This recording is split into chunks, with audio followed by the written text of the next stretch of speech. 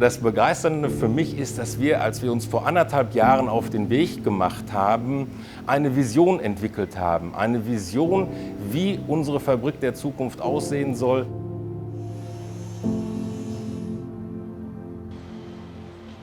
Die Gesellschaft verändert sich, wir verändern uns mit einem Produkt. Warum nicht jetzt? Es gibt keinen besseren Zeitpunkt als jetzt, diese Vision auch in die Realität umzusetzen. Mit mehr Digitalisierung, neuen Technologien, die kommen, ist ja jedes Mal auch ein Umdenken erforderlich.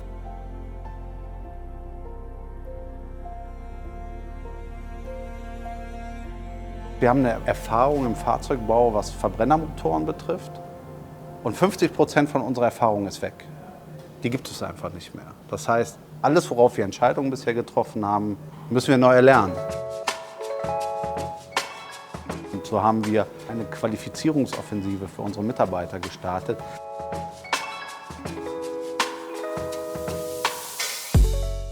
Wir wollen damit all unsere Mitarbeiter darin beteiligen, sodass sie auch motiviert und inspiriert sind, um zusammen diese Zukunft anzugehen.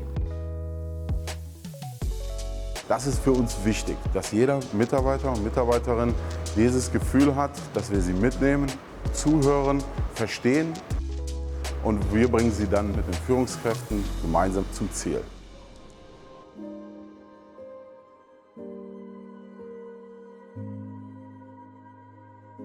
Am Ende des Tages, wir erwarten sehr viel von unseren Mitarbeitern im Sinne von neue Prozesse, neue Abläufe, neue Technologien. Aber es ist die Rolle von den Führungskräften, den Mitarbeiter dabei zu unterstützen. Und dazu gehört auch das Coaching unserer Führungskräfte, die ihre Persönlichkeit stärken sollen. Desto sicherer unsere Führungskräfte sind, umso besser werden sie sich in ihre Führungsrolle versetzen und ihr Team über diese schwierige Transformationszeit leiten. Also wir haben natürlich dieses digitale Format auch gewählt, weil es sich ja sehr gut in das Produktionsgeschehen einbauen lässt. Es ist flexibel, es ist zeitgemäß, es ist digital, aber trotzdem ist es ja doch individualisiert auf die einzelne Führungskraft. Das finde ich eigentlich das Schöne an diesem Angebot. Von dem Coaching verspreche ich mir eine Unterstützung, mich persönlich zu festigen und wachsam zu bleiben, dass keiner der Mitarbeitenden sich selbst verliert, sondern ihn mit aufzufangen, zur richtigen Zeit mit aufzufangen, weil nur gemeinsam können wir diese Transformation gestalten.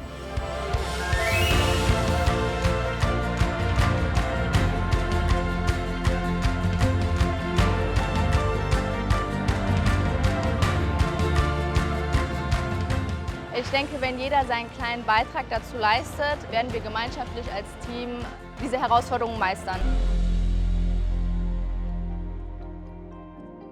Wir reihen uns in die Geschichte ein von Henry Ford, der auch ein Transformator war und das schon vor über 100 Jahren, der die Automobilindustrie revolutioniert hat. Und in den Fußstapfen werden wir jetzt die größte Transformation unserer Firmengeschichte machen.